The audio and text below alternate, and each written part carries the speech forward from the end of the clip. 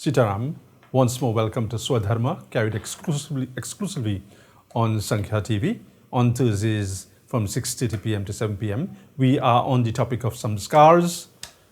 Just to remind viewers that 16 Samskaaras acknowledged in this era.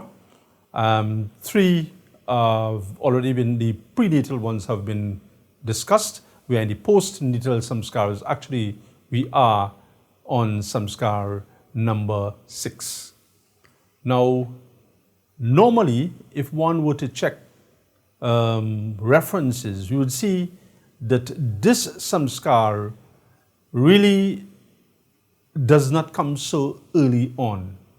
It usually appears as Samskar number 7. But as we explain why it is placed at number 6, one will come to grasp with the concept. So the 6th Samskar is Nishkraman Samskar, which is basically the first trip of baby out of the house. And the suggested time for this is at the age of 4 months, and that's where the question comes in. Remember, when baby comes home from nursing home, hospital, as the case may be, place of birth, and comes to home, there might be, as is the norm, a visit to the pediatrician. And so the child will, and that will be long before 4 months, and so the child will have to make a journey out of home before the prescribed time for his or her first trip out of house. So that is why we have placed it at number 6, to cater for situations where the visit to the pediatrician plays a part, and it does play a significant part. Another reason, if the child, God forbid, is born jaundiced, the recommendation will be to take the child outdoors for exposure to sunlight. So again, the child goes out, maybe out of the compounds, maybe walked on the road, as the case may be. And for these and other reasons, Nishkraman Samskar is attended to at the first point in time that it becomes necessary for the child to leave home. We implement the prescribed practices. Before even the child is taken to his or her visit to the doctor, remember the child has made a journey, if that child is not born at home, from the place of birth towards home. And this is something that needs to be paid attention to, because all these maneuvers will help to fortify the performance of Nishkraman Samskar before the 4 months. So this is a journey to the child makes. So one gets to his or her pandit and gets guidance of the time to leave. Let's elaborate on that point. Let's just suppose that the birth of the child was Saturday, 8th September 2018. And the mother may be kept a day or 2 before she is discharged from the, let's just suppose she's in a nursing home or hospital, as the case may be. And then there is a choice now where the pundit will have to make the pronouncement which is the better day. Now we reference SVV calendar, and it's all there. Anyone can tap into it, and we get the daily calendar. This is the daily calendar. So we are dealing with Sunday the 9th, Monday 10th as the day, an option where the mother is discharged. And if you watch at the times to avoid on the Sunday the 9th, on the extreme right column, that is the norm, the times to avoid, you'll see avoid the entire day. So we would exercise the option on the 10th, that with the consent of the doctor, that the mother will be discharged on this day. It's the better of the 2 days. Because all this is about ensuring when baby maximizes all these things to head home. So we'll see here, but before 10:36 a.m., and there's a specific time given there, avoid it. So obviously, mother and the child will be leaving sometime after that, and definitely sometime before 7:25 p.m. So this is one facet of it, when baby leaves with mother from the institution of birth. One's pundit will also make the best of this situation, because sometimes you don't always get an ideal day when baby has to enter home. It means, entering a home, there are specific months and other specific factors, but those may be out of the control of a situation like this, a common situation. So the pundit is relied upon to make the best of the situation. So for instance, there are special times when a journey would be made. In a case like this, it's a Monday, so we might probably urge the mother to make the exit from the institution sometime like between roughly 11 and 12 in the day. And there might be an appropriate time. If you watch here, we will see that there's a time there of 10:36 to 12:51.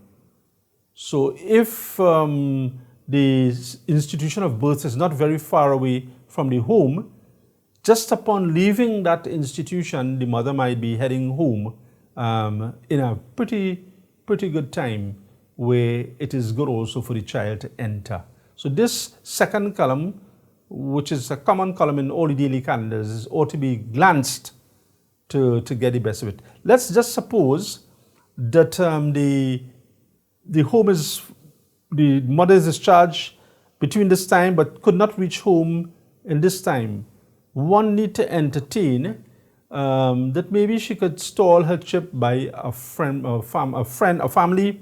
The grandparents love these grandchildren. Just spend a little time there, let a few hours pass off, and then she can restart her journey and enter home at that point in time. But it's something that can be played with, and it's all possible and practicable. But this is baby's first trip in this case leaving the institution of birth, and first entry into the home. So I think we need to be a little meticulous with these maneuvers, and as we have said, they don't really cause that great deal of inconvenience, if any inconvenience at all, because one can hardly imagine a grandparent getting a newborn to play with and look at and dote over for an hour or two. And so it's not a difficult thing to maneuver. Upon arrival at home, avoid south entrances if possible. I mean, if the compounds has only a south entrance, so be it. Houses, I think people are around with the idea now that entrances and house, if there must be a south entrance, they are also given other options. There are other entrances to the house. So use any entrance where baby goes in with parents other than the south entrance. One would have expected, and we always have to manage these situations methodically.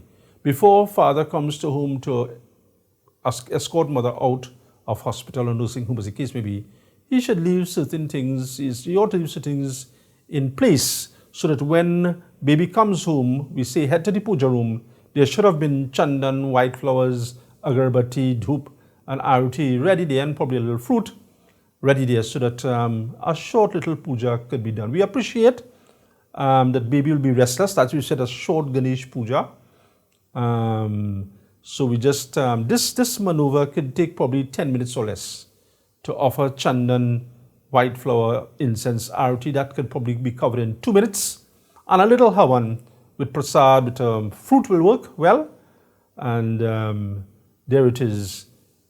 Baby, the parents will touch the feet of Bhagwan Ganesh after each offering, touch their head, touch the baby's head. Let baby get that blessing of Bhagwan Ganesh, because he is the Lord of Pravesh. Whenever we enter a home, a village, a country, Bhagwan Ganesh is the salient deity. So baby is making his or her grand entry into home, we need the blessings of Bhagwan Ganesh.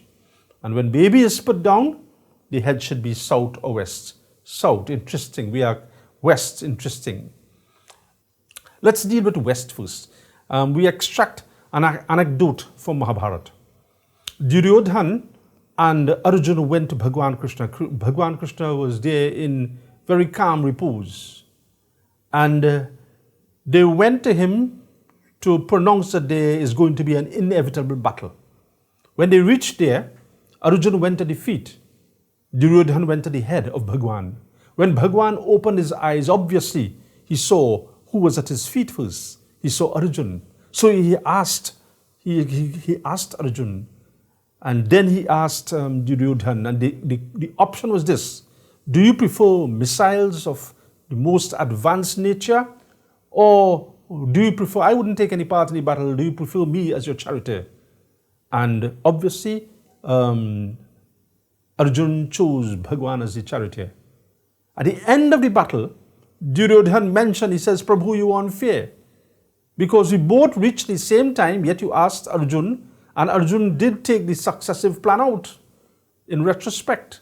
And Bhagwan says, well, you see, Duryodhan, when I opened my eyes, obviously I would have caught his view first, rather than you who were the head.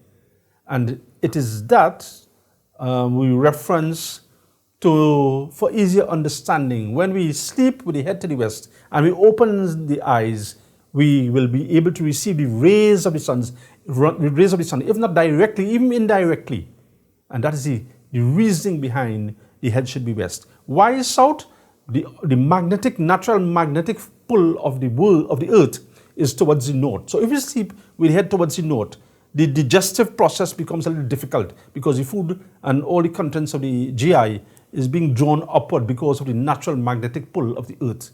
So if the head is south, then the food and so forth will be pulled towards the feet through the digestive GI tract, and that's what we want for health reasons. So there's an option between head on the south or head on the west. Samskar number 7, Karanbed Samskar, where the air boring ceremony, done between 6 and 8 months. Never in the night, in the bright half of the moon, leading in Shukla Paksh, it's the best time. In the case of girls, left ear bored first. There are, one Pandit will make these contributions, these calculations. There are particular tithis, which are phases of the moon, and particular constellations, nakshatras, which air boring has to be undertaken. The appropriate days, Mondays, Wednesdays, Thursdays, and Fridays. So some of the specifics we can take care of, and then we mesh it with what one's Pandit says, and we get an appropriate date, because it is absolutely important samskar, which we will develop further. But before so doing, always remember, one can tap into SVV's calendar, in this case the monthly calendar, and we have worked it out there for you. So every month you have those days when there are times for air boring, because not every month is for air boring. It's worked out there for you, so we can plan around that to have babies air bored. A short puja to Lord Ganesh is performed, and in particular, in the 5-face Bhagwan Ganesh, one of his names Annamaya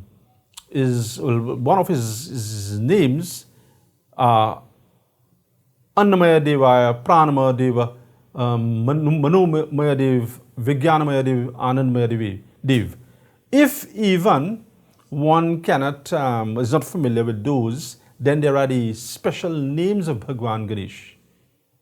And in those special names, one can take Shubhkaran Dev. So we make it a little easier here. And Shubhkaran Dev is where the air, Karan is air, and Shrup is like the winnowing basket. People of yore will remember that sometimes when the rice is harvested and it comes as dhan, there's a lot of fanning taking place, and so just to get rid of the impurities. And this, in essence, symbolically, is what the air, the elephant air of Bhagwan Ganesh represents. That when we worship him in this form, we get his blessings to make these airs like winnowing baskets, to get rid of the undesirable things we might be privy to or hear, the things that are not beneficial to listen to. By Bhagwan Ganesh, Shubhkaran Dev's blessings, we might be put in an environment, or he might put his guiding hand to avoid us from such an environment, particularly baby. Because once baby receives in that air, it impacts on the aura of that baby. So by inviting the blessings of Bhagwan Ganesh, particularly in this form, we safeguard and protect baby. Very important too in Karanbed Sanskar, the deities sit on this body, all the deities, and the guardians of the 10 directions. We're talking about the 4 cardinal points. We're talking like northeast, southeast. We're talking about above and below. Those are the 10 directions we speak about. They sit, the Dashtikpal Devatas sit on the air.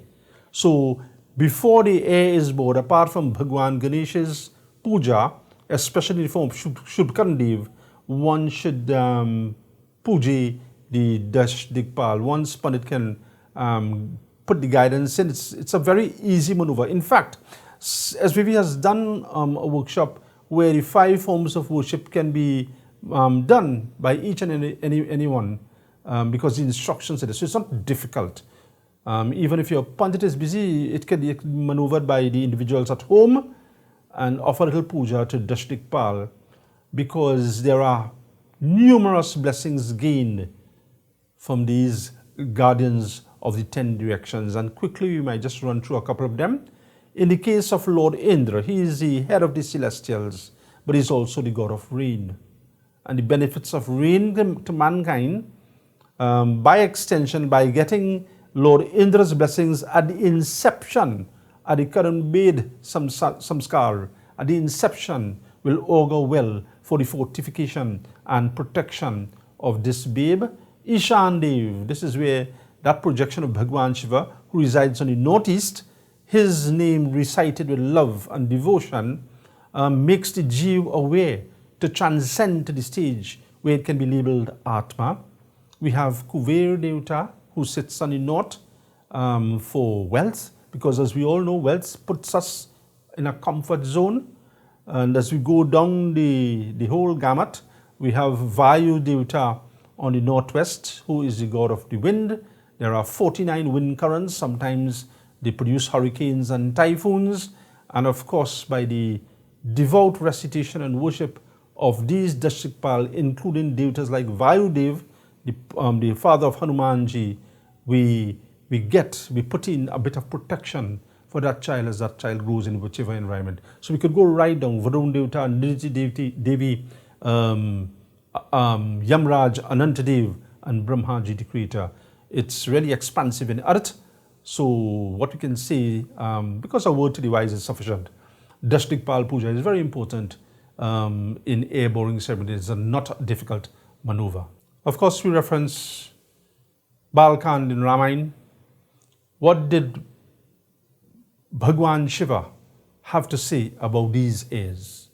And Bhagwan Shiva, when probed by Parvati Mata to speak on Ram's glory, to speak on Ram Katha, one of his beginning statements was, Jina Hari Katha Suni Nahikana, Shravana Randhra Ahi Bhavan Samana. In a nutshell, Bhagwan Shiva says, that air, Kana meaning air, which is not privy, which was not exposed with a degree of frequency to Harikatha, to God's exploits, such an air, Shravana Randhra, that air hole becomes Ahi Bhavan Samana, equivalent to the hole where a snake resides.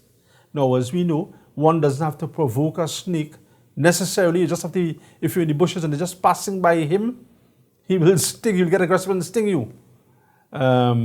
So, if the air doesn't have, if the air is filled, if that hole that the snake resides in was filled with something else, the snake dug that hole and came back, but the hole was filled with something else, the snake has to find another place of abode.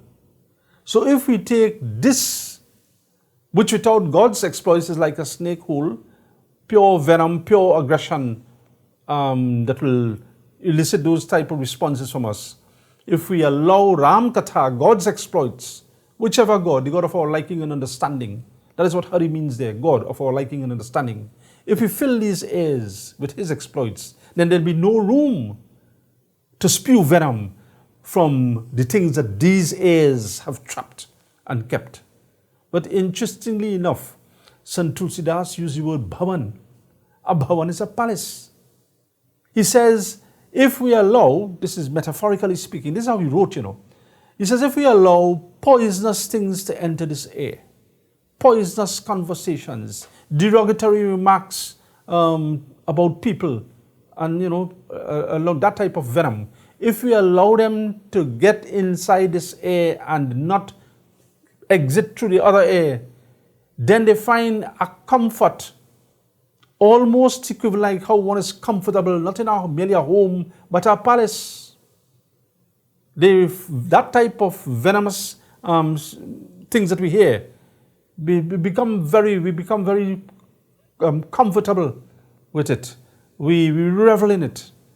And Bhagwan Shiva says that is where the danger, the inherent danger lies. Because it's not going to remain there. Just like the snake, sometimes unprovoked, it comes out and causes harm to others. So as far as possible, we can stick in God's katha. And we don't have to be there 24/7. Satsang, the power of satsang is that we stay in God's katha. And when we leave the compounds or the precincts where katha is recited, we keep them with us during the course of the day intermittently, and that's sufficient. We come now to Samskara number 8, Annaprashan Samskara, the first time cereal is given to babe. And that is at 6 months. Now, mothers will argue, and possibly rightfully so, that they have to wait till 6 months because the baby seems to be hungry every hour on the hour. Well, you know, the experts will tell you we can fill that gap, you know, things like potato, pumpkin, etc., when mashed up and given to baby intermittently, that will keep them filled. Just hold with the cereal. Cereal is not the only thing that will fill the tummy. These little recipes will fill the gap. And hold, because the introduction of cereal at a specific time, that's why it's a samskar, will augur well for that baby's health, because we're talking about food here and its impact on one's health. So if we want to preserve the health of that child, time the feeding of cereal for 6 months. And we have just suggested how we deal with little challenges before the 6 months. What do we do in the 6th month? The child is fed kheer for the first time. Rice, the milk could be the baby's milk, and we make preparations to feed the child kheer for the first time. It doesn't have to be loaded with that amount of sugar. There are specific days, but before we actually feed the child, there are certain spiritual steps we need to take, which we'll come to. There are appropriate days, it's Mondays, Wednesdays, and Fridays, that we can manage. And there are 8 appropriate constellations. There are 27 constellations in all, as we have said. Once Pandit will guide us which of these constellations, coinciding with a Monday, a Wednesday, or Friday, and other astrological factors, and he will appoint the date when, during that, after the 6 months, on the 7th month, which will be the best day to introduce kheer to baby. Before feeding baby, one ought to perform havan with some of the kheer, and where we offer to God. And this transcends the Annaprashan Samskar. Every time we go to eat, one should offer a little prayer to God. And we have in past programs mentioned the Sanatanis are presented with the opportunity not only to puja Bhagwan Vishnu, who is the sustainer, but if it's in the morning time, we puja the Vasus, Om Shri Vasubhyo Namaha. If it is lunchtime, we have an option to puja the Rudras, Om Shri Ekarasha Rudribhyo Namaha. And if it's evening time, the Vishwadevas or the Adityas alternately. But that's a practice.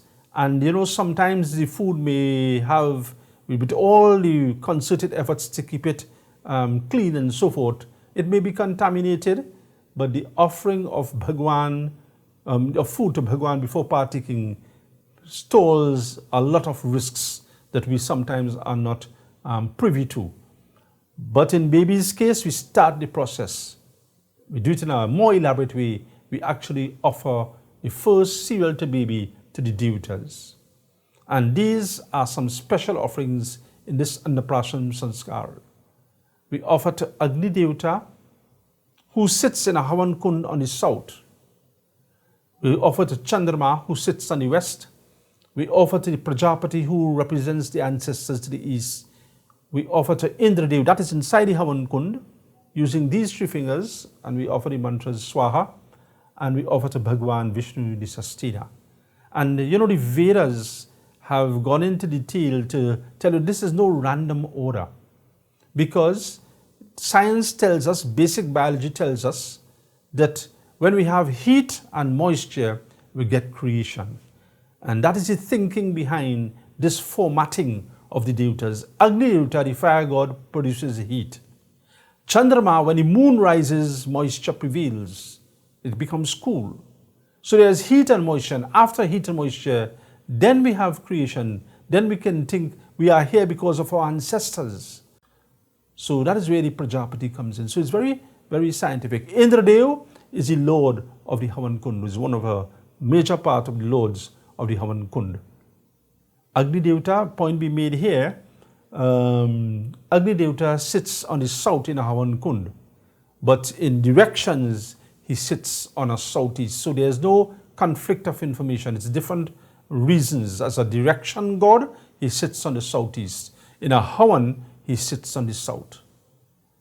And so when one does it in this formatting, then with this type of offering, then we offer it on baby's tongue, and it doesn't matter how much baby takes. Once baby takes in a bit of it, that is sufficient. The process has started to protect and seek after the welfare and good health of baby. Reference Balkand of Ramayana, the first chapter of Ramayana. This was at the naming ceremony. In a previous program, we had talked about Shri Ramchandra name being given by Guru Vasishtha at the naming ceremony. Low down in that katha, this chaupai comes up. Vishwa Bharan Poshan Karjoi Takaranam Bharat Asahoi. When it came to Bharat, Guru Vasishtha made the pronouncement. He who, Vishwa is the world, he who Bharan Poshan, who nourishes and sustains the world, is the very child that is before me. Takaranam, that child, Bharat Asahoi. Let that child name be Bharat. We reference another quotation, Amsan Sahit Leen Autara. When the Lord had declared that when I am coming, Leen Autara, I become absorbed in my incarnation, but I Amsan Sahit, I will come with my answers, my chief projections, who are Brahma the creator, Vishnu Bhagwan the sustainer, and Shiv Baba the dissolver. So too, he as Ram came with his 3 major answers. Bharat was Vishnu Bhagwan the sustainer, Lakshman was a projection of Shivji, and Shatrughna was a projection of Brahma. So in the naming ceremony, we see that every morsel of food that we eat is provided by Vishnu Bhagwan, who came as Bharat. So it is incumbent upon us that when we offering or we're doing a little prayer to offer to God, among the names we should take, we take the name of Vishnu Bhagwan. So too when we have new clothing, we offer a yellow flower, don the clothing, offer a yellow flower to Vishnu Bhagwan, and that actually starts the process when that clothes or garment was worn. Short mantra, the 8-syllable mantra, Om Namo Narayanaya, very short mantra will suffice for Bhagwan Vishnu. So once again, we continue our enjoyable trip on Samskaaras. We are at the 8 Samskaaras. We have 8 more to go. And by God's grace, we meet and greet again in our little view of Swadharma on Sankhya TV. Sitaram.